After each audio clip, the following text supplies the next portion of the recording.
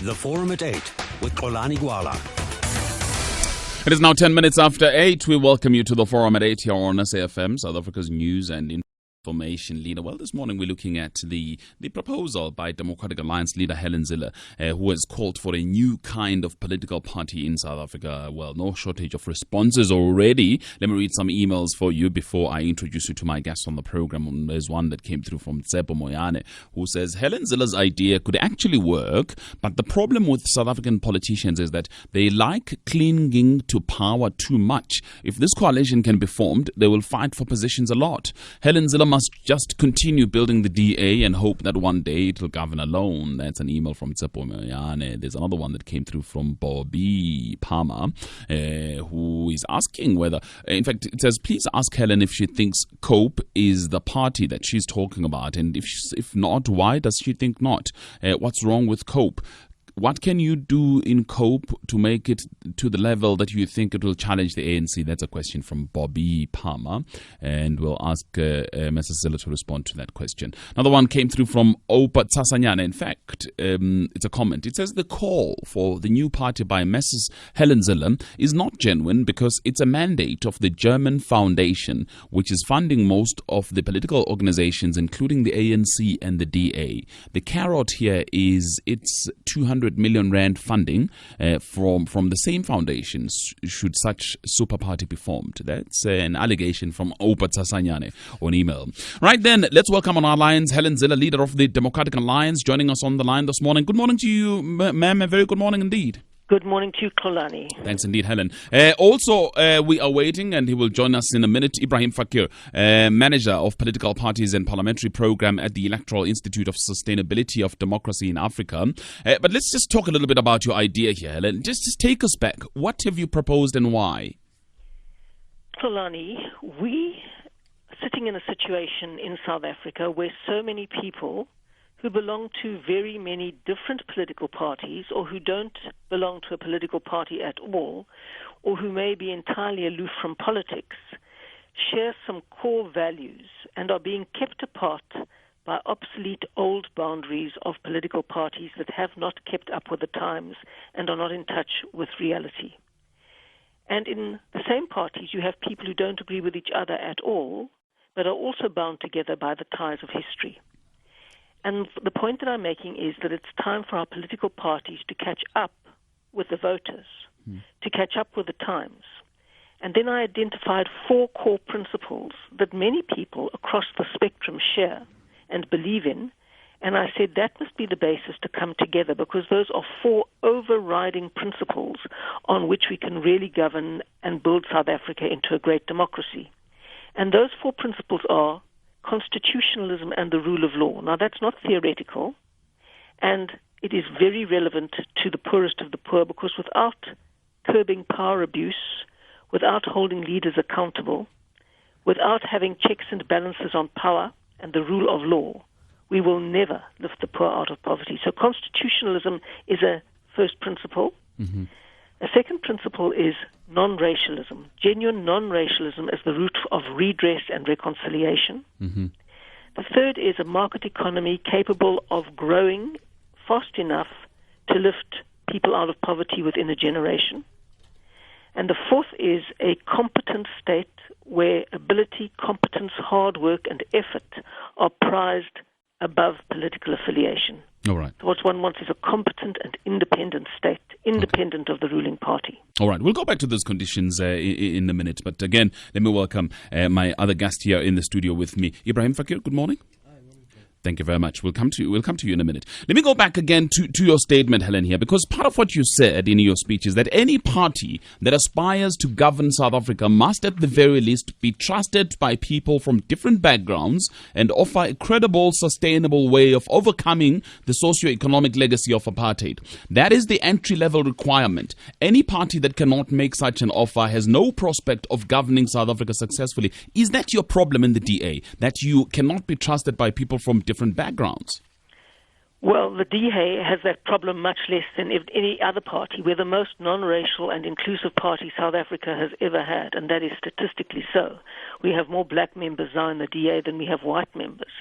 The truth is that the ANC doesn't fulfill that requirement, and that's why it can't govern South Africa.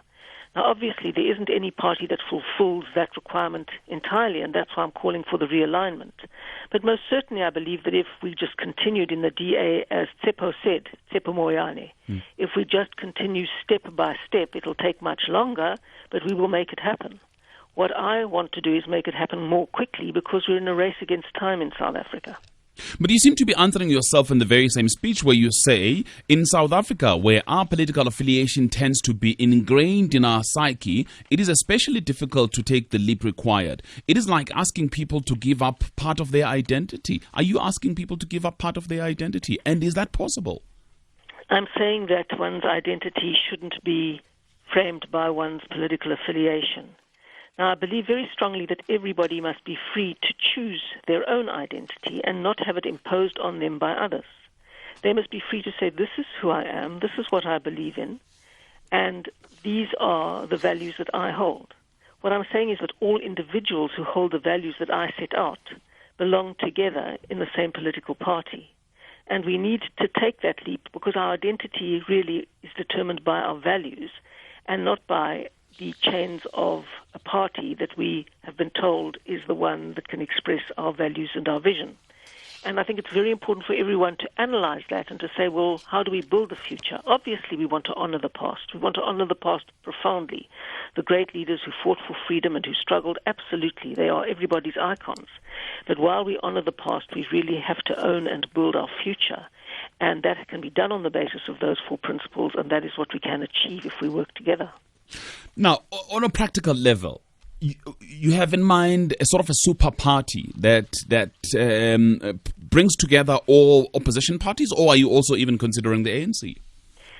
Well, it's not really a super party. It is for all people who share those values, and there are many, many people in the ANC who do share those values. There's no question about that. The ANC was pivotal to writing the Constitution along with many other parties. And it is obviously critical to what I'm talking about. The dividing line between the constitutionalists and the people who hold the values that I've just spelled out, and the populists who are looking for simplistic answers to complex questions and who will undoubtedly make our situation much worse. The dividing line between those two runs right down the middle of the ANC. And it is like a ball and chain around that party's ankles. It can't make progress, it can't take a decision, it can't lead, it can't even take any policy direction, and it certainly cannot implement the excellent national development plan because it is too divided. So it's a party in complete paralysis because keeping itself together means actually doing nothing and just papering over the cracks all the time. And so what we really need is for people who believe in the same things, whether they're in the DA, the ANC, COPE, any other party, or whether they're in no party at all, to start building a new majority. Under what banner? Well, we can discuss the banner. I mean, symbolism is important, but it's not the be-all and the end-all. The values are important. In other words, you are willing to allow the DA to vanish, so to speak, as a brand? Well, the DA's got a very powerful brand, so has the ANC. And what I'm obviously talking about is brand adjustment, but the real brand of the DA are those four values that I mentioned. Constitutionalism, non-racialism, a market economy that can grow at the level required to lift people out of poverty, and a competent, independent state. Those are our values. And however they live on, the party lives on, the brand lives on. That is important. And you seem to describe the political landscape today as simply between those who are constitutionalists and those who are populists who are trying to question whether Constitution will give us the answers to some of the pressing challenges today. Well, the populists want to get rid of the Constitution because it stands in their way of implementing policies that are dressed up as policies that will serve the people, but actually are policies that will serve their own interests and their own lust for power and control, as if they're the guardians of the people's interests. But of course, if there aren't checks and balances on power, then it corrupts, and it corrupts absolutely. And we've all seen through the history of some of the countries on our continent and all over the world what happens when these so-called solutions are imposed. It leads to absolute poverty for very many decades, and it takes a long, long time to turn it around, and it leads to extraordinary oppression of people. So we can't go back there. We've got to get this right the first time in South Africa. We've got to get our transition right. We have the luxury of learning from people who haven't got it right and from people who have got it right. And with that luxury, we really need to learn and to honor the past, respect the past, build on the best of the past, but really shape our future. Sure. Let me bring in Ibrahim to the discussion here. What do you make of the idea? Well, Kolan, it's not a new idea. It's an idea which has been germinating and circulating for quite some time. And we can think back as far back as about 2007, from the time the ANC was facing its Polokwane crisis, so to speak. There was talk about realignment of the opposition. And of course, you've had this realignment business going on from way back, going down to 2000, when the DA was in fact formed from the then erstwhile Democratic Party, which went into alliance with what was the Federal Alliance, which was run by a guy called Louis Late. And then, of course, the erstwhile New National Party, some of which remnants have gone into the ANC and some which remained in the DA. So, this political alignment thing has been going on for quite some time. The real question we ought to be asking is any intervention going to assist in a structural way merely, where political leaders come together and decide, well, we can make a structural intervention by creating another organization or bringing together a bunch of people who share a set of values. That may or may not be possible. But the real question is that going to really begin to affect the voter base? And is there something which needs to fundamentally change and alter at the level of society? I think that's the question we're not asking sufficiently. Because clearly, if you look at the way in which voters behave, of course the DA has made inroads. Of course the DA has increased its performance in the last two elections, the 2011 local government elections and the 2009 national and provincial election. But the reality is that change has been so small and incremental. Not that it's negligible, but on average, amongst black South Africans, which is where literally the party has the only space to grow, the increase has been on average 2.5%. If you look at the increased performance so largely South African voters and at the base of society, it appears as if the question of legitimacy matters and matters a great deal. And that is why then, I suppose, the Helen Zille has posed this question about any party that aspires to govern South Africa must be trusted by people from different backgrounds. It answers that question, does it not? Oh, absolutely. Well, in a way it does, but it's not saying what it could concretely do in order to attract and change the material basis of the society and how people's political attitudes, because of the change at the base of society, will begin to change over time. Because we can find there's evidence to suggest that much of the change and the improved performance of the DA has happened in three areas. One is that in the last 2011 local government elections, it was more a case of the DA returning to support levels that it experienced close to 2000.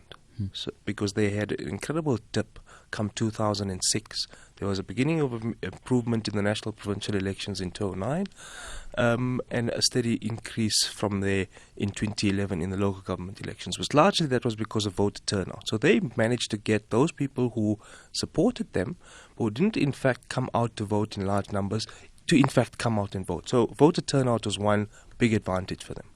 The second is, of course, there's been improvement amongst new voters. So those people who were previously not registered to vote or who were not of age, who had come of age come 2009 and 2011, some increase amongst those people who were new entrants into the voting market. So that's the second. And the third is an increase in metropolitan areas. So if you look at the performance of the DA in the 2011 local government elections, and most opposition, and the reality is that most other opposition parties' political support in fact went down. This is the only party whose support increased. And they didn't really take votes away from the ANC. They in fact took away votes from many of the smaller and other opposition parties. So in metropolitan areas, you've got the emergent cosmopolitan political identities because of social mobility, etc. But because change has been so slow, because of upward social mobility being so slow, you haven't had a large number of these new entrants to the voting market, or a large number of new cosmopolitan identities beginning to emerge that are willing to stake their vote. Let's get a response here from Helen Zille. And as I understand, the input by Ibrahim Fakir here is whether or not any structural change will necessarily affect then the trust that people will have on the new party, and therefore affecting the voter base. Well, Xolani, let me respond to Ibrahim like this. First of all, we have to have our own steady, incremental, organic growth in our voter base, which we have had, and it's much, much higher than 2.5%. I don't know whether Ibrahim follows by-elections, but the by-elections have been absolutely spectacular since last year's local government election. In fact, the first entirely 100% black ward we won was not in an urban area. It was in a place called Tswaying in the Northwest Province, and that was in the 2011 local government election. That was the first 100% black ward that we won. In fact, the first majority black ward we won was in the Western Cape, in Grabo, as it happens, and we retained that seat despite a massive onslaught by the ANC that forced a by-election there, so we retained that seat. Since May last year, we've taken 5 safe ANC seats off the ANC in by-elections. And the outcomes have been quite remarkable even to me. In Matatiele, which is deep ex-rural Transkei, we got 26.9% of the vote. That's just quite extraordinary. And our growth is not tiny and incremental. It is happening in very, very significant leaps. It is quite extraordinary to see what happened now recently, for example, in Mitchell's Plain and in Philippi, where we took the very last ANC seat, which has never swung to the DA since 1994. So our growth is seriously geometric rather than tiny and incremental, and it is picking up pace very significantly. All right. And that's what we need. We're in a race against time in South Africa to build a new majority. What I'm saying is there are many, many people who really belong with us, but who aren't with us. Okay. And we have to find a way of bringing everybody together. Fine, I'll pick up on that point in a minute, but Ibrahim, you wanted to respond. Look, I'd say two things. One is a conceptual issue, and one is around the issue of the data that Mozilla is actually putting forward. On the conceptual issue, of course, there's 4 legs that they're saying they want the new opposition or the opposition realignment to stand on. And the first is defending the constitution, nurturing non-racialism, growing a regulated, market-driven economy, with achieving high levels of growth. So talking about some kind of mixed economy and then building a competent state. Now, to alter the words a little bit, and let's take a guess which other party says they stand for exactly the same thing. It's the ANC. The ANC, of course, says, well, we have the person who wrote the constitution who sits on our NEC. Sorry. There's no individual person who wrote the Constitution. I was there at Kadesa. It was a collective effort, and the person who perhaps made the biggest input was Colin Eglin. Well, Mozilla, that's obviously... Who wrote the Constitution? No, of course the South African public through the Constituent Assembly wrote the Constitution. No, it wasn't the Constituent Assembly. But, there were various groups in that really battled around specific sections of the Constitution. And no individual wrote that Constitution, and certainly no political party wrote that Constitution. All right, but I just want to move away from the issue of the individual, but I want to move to the issue of the same values are the same values that the ANC espouses, or are they not, Mrs. Zille? Certainly, there is a very strong correlation between the National Development Plan and what I'm proposing. There's an almost exact fit between our 8% growth and jobs plan and the National Development Plan. And the National Development Plan comes from the Office of the President. It was put together under the chairmanship of Trevor Manuel with 23 other thought leaders in South Africa, and we support that plan. The big challenge is to land it in government, and because COSATU and the SACP so strongly oppose that plan, it will never get implemented. Now, if we want the National Development Plan to be implemented, and I agree that there's a very strong correlation between the 4 values that I put out is opposed to the National Development Plan? Did you say COSATU? Sorry, I missed that. I thought you were saying COSATU is opposed to the National Development Plan. Yes. Are they opposed to it? I thought they weren't. No, they're very strongly opposed to it because it would mean a whole set of things that they don't support. The most dramatic one recently has been the youth wage subsidy. But they also don't support accountability for teachers, for example. I mean, there are a whole range of things in that plan that COSATU is fundamentally opposed to. It will never get implemented under the Tripartite Alliance. So what I'm essentially saying is that if we want the National Development Plan to be implemented, and we do because we believe it's a good plan, then we need to have a new political force that can land it in government and that can make it its top priority, because the purpose of that plan is to get people out of poverty and unemployment within a generation. But here's the thing. If the ANC were to say tomorrow that from now onwards the priority is the National Development Plan, does that then mean this opposition is no longer necessary? No, opposition is always necessary. There's no question about it. But the ANC is structurally incapable of doing so. Why? Because of the broad church philosophy? Well, not only that, the ANC has stopped being a political party that is driven by values and governmental outcomes.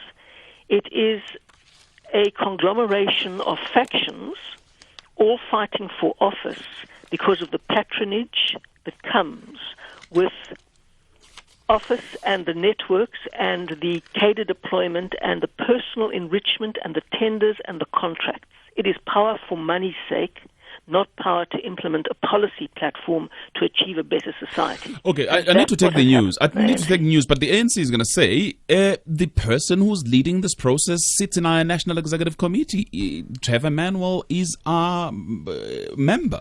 So why do you say they're opposed? I can guarantee you that Trevor Manuel's plan will not be implemented, as it is fundamentally opposed at every level.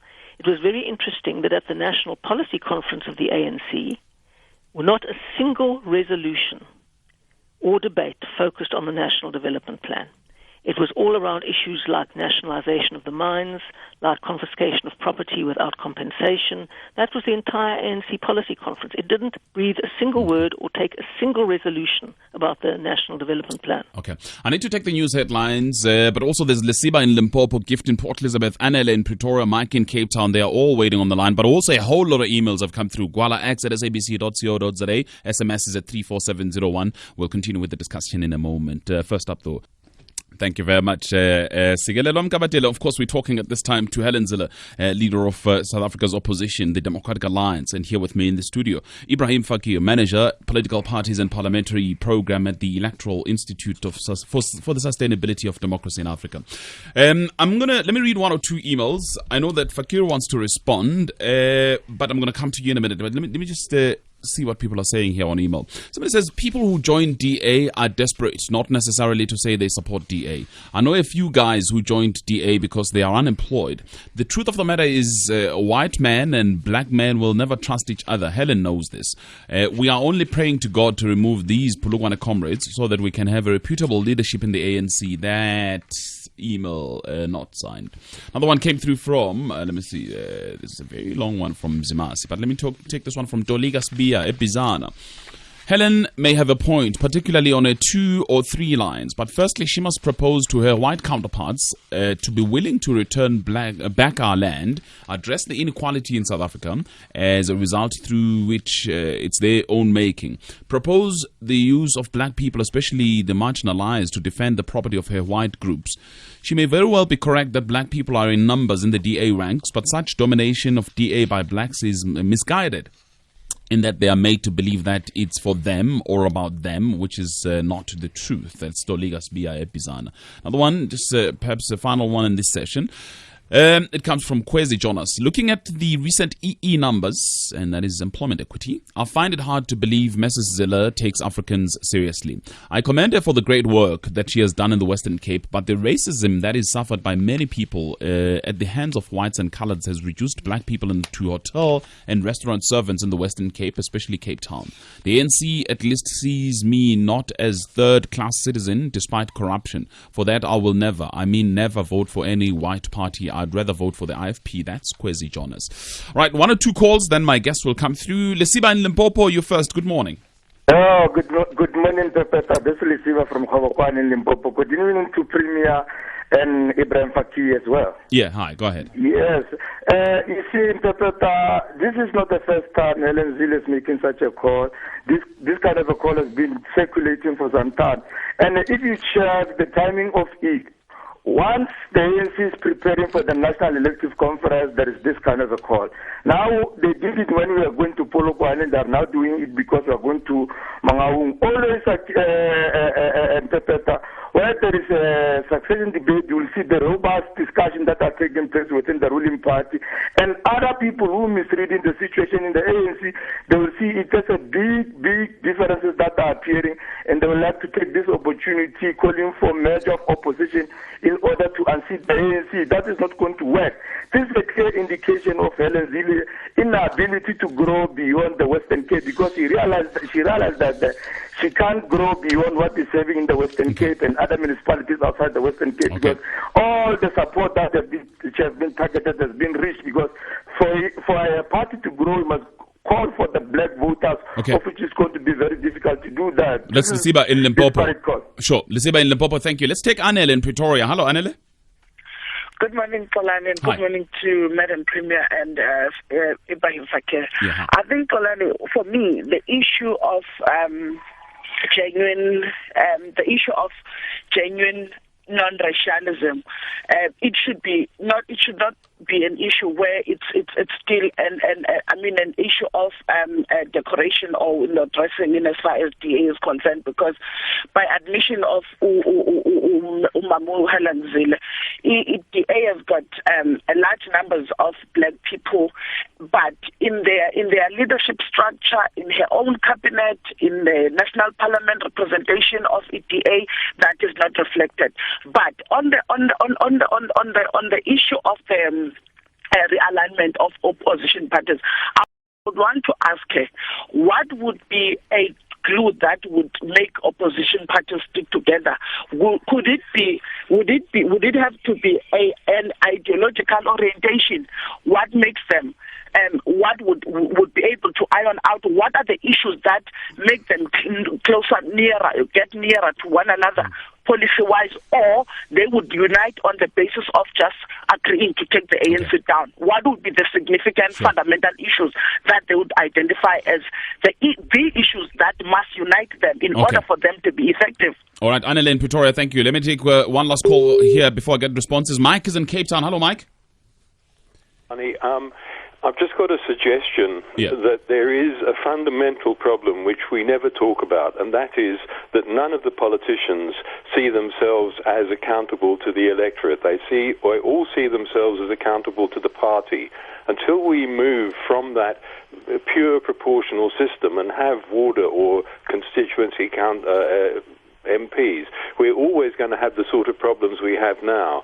Frederick van Zyl-Slabbert put a report in many years ago, and it was ignored. I would like to see a party championing moving to something other than a pure proportional system. I'll listen on the radio. Thank you, Mike in Cape Town. Thank you. Mrs. Zille, let me start with you. Your responses, please. Well, let me respond to it. Lisiba, Anele, and Mike. Is that correct? Yeah. Or do you want me to respond to the SMSs as well? Okay, we'll get to the SMSs in a minute. Let's start with the calls. Okay. Yeah. Well, the bottom line really is that many of the callers and writers are seeing people as having a defined identity determined by their race. We are saying every individual must be able to choose their identity, and no one can impose a race-based identity on anybody who wants to be free to live a life they value and drive their future on the basis of being the best that they can be. And that is an identity that the people who join the DA want to pursue. And we certainly don't see race as the defining point of somebody's identity unless they choose it to be. Now, Lisiba raised the question of the timing. And, of course, I've made this call before. When I was elected leader of the DA in 2007, I said that my role was to try and realign politics and bring together all the people who should be together. And he still believes that the ANC, as does Anele, can save the ANC from itself, or that new leaders can save South Africa through the ANC. That can't happen anymore. The ANC is too divided. It is too incoherent. It is too without a foundation in a value system, in a political philosophy. It is just a loosely cobbled together group of warring factions fighting for the spoils of power and for the power of patronage. So the ANC cannot save South Africa from the ANC.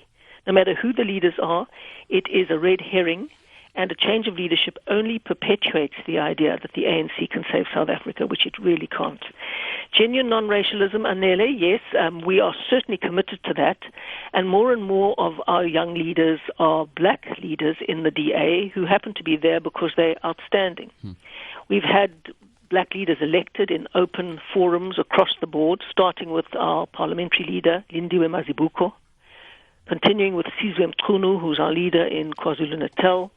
Just 2 weeks ago, we had Patricia Kopane elected as our Free State leader. Andrew Lowe is our leader in the Northern Cape. And John Moody in Gauteng. We can just continue. And people are coming through at a very, very rapid rate. And we've got the most diverse leadership of any political party, certainly far more diverse in our leadership structures and in our voter base and in our membership base than any other party. All right. Can I just quickly say on Mike, yes, we completely support the reform of the electoral system, completely. That is our policy, to have a combined constituency and proportional system. Okay. Again, I haven't forgotten about the emails, but Fakir? Sure. Look, I mean, let me just return to this, to some of these earlier points we were making. One is around the question of the broad point I was making, that all of the four legs that Helen Zille is talking about is claimed by a whole range of people, including social movements in the society and civil society, say we stand for exactly the same thing. So if that's the case, then we must ask the very difficult question, why isn't there a movement towards people just coalescing around this? Because I think the reality is we are misapprehending what people's problems with the ANC are. And they have deep problems with it. The trouble is they don't express it through choosing an alternative come the ballot box. They literally take to the streets and express it in different ways, either through industrial action, as we see it in the strikes, or in the community protests which happen around the country. Some people say they're about service delivery. Well, I think they are in part about that, but they're about a whole range of other things too. The second is just on the question of the numbers. Now, I'm not going to go into a little quibble about, how much is incremental and how much is geometric. But let me just take a few data points from some of the black townships that we actually number crunched. And if you take wards which are almost exclusively black, like Mdantsane, New Brighton, just two of them, for example. In those wards, the DA improved its performance from 2006, where it had 0.5% of the vote, to 2.4%. In New Brighton, from 0.3% to 2.3%. In Alexandra Township, of course, they did much better. 3.5% in 2006, up to 7.5% in 2011. Soweto, also an increase of 2.5% from 2.5% in 2006 to 5.5% in 2011. And this is true. You can take KwaMashu, where it's really poor, 0.6% up to 0.7% between the two elections. All right. Now, local government elections aren't always a proxy for what's going to happen in a national election, because the two systems are quite disanalogous.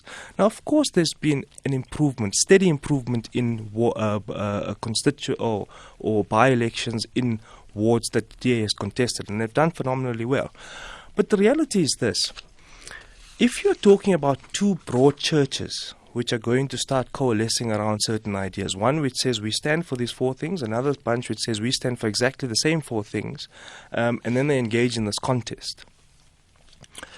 You've got these two broad churches. I would put it to the DA that any new formation it creates on this broad church basis is going to face precisely the same kind of problems that the ANC is facing now, and this is true that the DA is facing this already as an opposition party on its own, firstly. Secondly, in crafting this identity, if you look at the first example in 2000, when they constructed the Democratic Alliance from the remnants of the old National Party and others, they already brought together some of the minor political players and constructed them into one coalition. They were unable to really construct a policy domain going forward. There was very little in common that they shared. All they shared was that we simply don't want the ANC in power. Now, over the last little while, the DA has admittedly got much, much better at playing a much more principled opposition role. Specific issues, taking complaints to the public protector on which he's made very good findings, playing a very critical oversight role in Parliament, asking very key, difficult, interesting, probing questions. So it was a much more principled opposition. When you construct this new organ, whatever it might be, with disparate political elements, difficulty of crafting a common policy agenda going forward, arising out of the policy agenda must come your oversight and accountability agenda. Okay. It will be very difficult to construct the principled opposition politics they've managed to construct over the last 4 or 5 years, and will once again go into and fall into the trap of we're not quite sure what we are standing for, but we know what we're standing against. Okay. All right, let's get a quick response then from Mrs. Zille. Not at all. Quite the opposite. Those 4 principles are the bedrock, the political philosophy on which one has to build a party. And all of our policies are based on that. But for Ibrahim to say that there's no difference between what the ANC stands for and what the DA stands for with those 4 principles is hardly believable in the current context. You can't say the ANC stands for constitutionalism. Look what they have done, for example, to the National Prosecuting Authority. That's why we had to take the government to court, President Zuma to court, because he hadn't applied his mind under the Constitution to choosing a fit and proper person. That is why we had to take the National Prosecuting Authority to court, because they dropped the charges against Mr. Zuma before he became the president without any rational reason for doing so. That is why we're having to take the National Prosecuting Authority to court again, because they are in contempt of court, because they refuse to hand over the relevant evidence and record of decision that the court said we should have. But in reality, though, can we take isolated, can we take individual court cases? They are fundamental. They are fundamental, but I'm saying, can we take... They are so fundamental court cases... that if you can't respect the independence of the criminal justice system, and where you use that criminal justice system to persecute your opponents and to defend your allies, then you can't say that constitutionalism is a value, because not everybody is equal before the law. So in other words, you're saying today in South Africa, there is absolutely no constitutionalism then, because the ANC what I'm saying is the ANC does not respect the Constitution. In fact, I often think that the ANC doesn't know what constitutionalism is.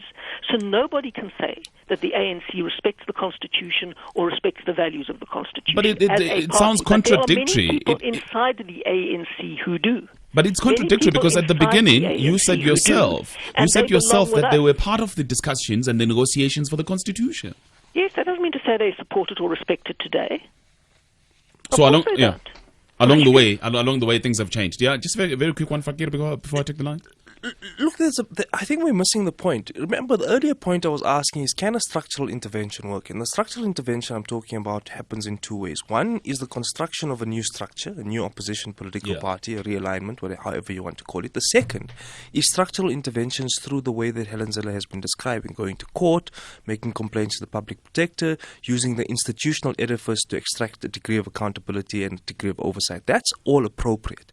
But what I think what opposition in South Africa often misses is that you can often win an argument, but you might not win the hearts and minds of individuals. The question I was asking by the question I was posing was this. If you take the social protests which have been happening over a decade, some people say it started in 2006. Well, I'm afraid it didn't. It started in 1999. No opposition party has been able to tap into any of those things. You had Marikana happening. Of course, opposition parties went there. They went there a couple of days later. The trouble is anyone able to tap into much of this discontent which is going on the ground and build the political legitimacy? Because the contradiction we're talking about is you can construct a degree of governance credibility by citing examples of how well you govern in the municipalities in which you are, in the Western Cape Province, in the city of Cape Town, etc. And even that is disputable, because some people would say, look at the latest second quarter labour force survey and you would look at the number of jobs which have gone down in the Western Cape and the number of jobs increased in funny old places like Mpumalanga, Limpopo, and the Eastern Cape. on net aggregate, and that's from the Labour Force survey. Now, the question I'm asking is, how do you build political legitimacy when there are monumental political events going on in the society, but opposition political parties are unable to tap into that discontent? Very important point. I'm going to come back to that point, Mrs. Zille, because the argument there is that opposition political parties are out of touch with the reality on the ground. And there's an article I'm going to quote for you. You don't have to quote it. Can I just answer the question? All right. No, because he's not the only one that is saying that. In fact, maybe I should do that straight away. There's an article that came through just a couple of days ago. In fact, I'm looking at the author here. It was written by Fiona Ford. Right at the end, it says, if Zille really wants to restore faith in the future, she needs to recognize that her time is up. That's not to take away from all that she has done right in making the DA into the party it has become, but in many respects, she is as much of a problem as Malema himself.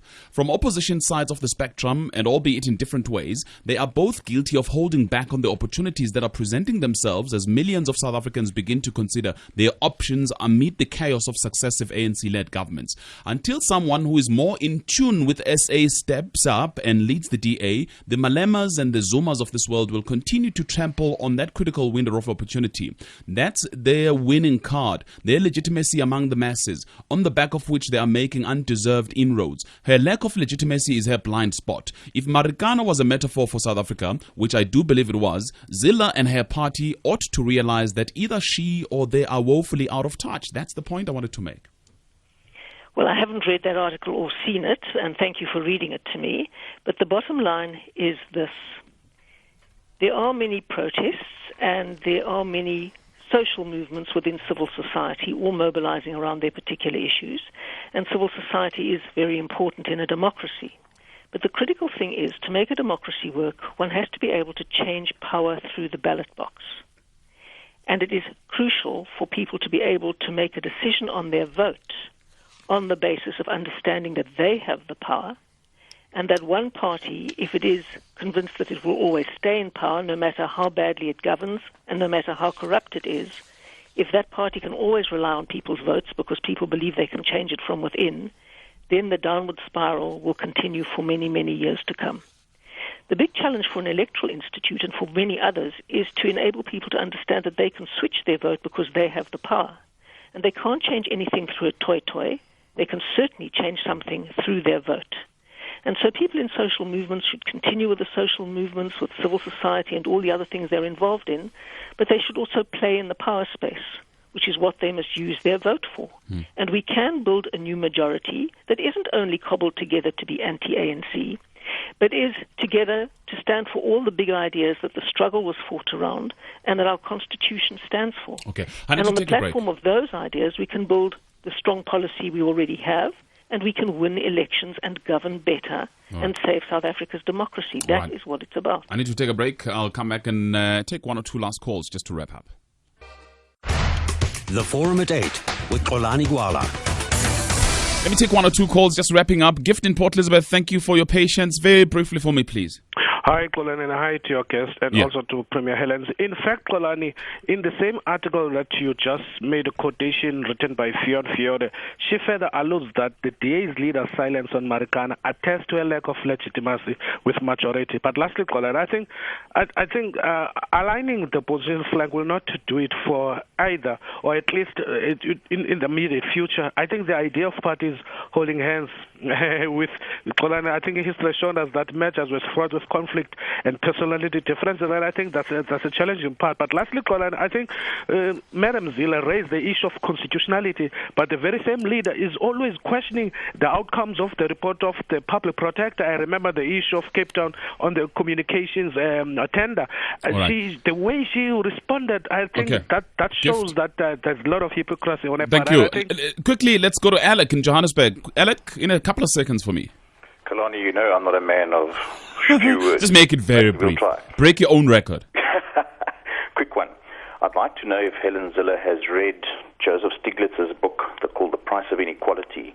If she has, then she can answer the question. If not, we should get her back after she's read the book. And let's then judge the DA's values and principles on that basis once she's digested that. Fantastic. The simple fact of the matter is that the DA cannot be accepted as being genuinely committed to the values and principles she's been enunciating here, because they represent a constituency that has benefited much in the same way that she's accusing the ANC of. Alec, I've got to thank you very much. Ibrahim, just very briefly before I get the last word from Mrs. Zille. Look, no one is arguing that you don't need a realignment of South African politics. One is arguing what's the basis of this and how is this going to be built. Now, if you create a realignment, of course you're going to undermine certain things.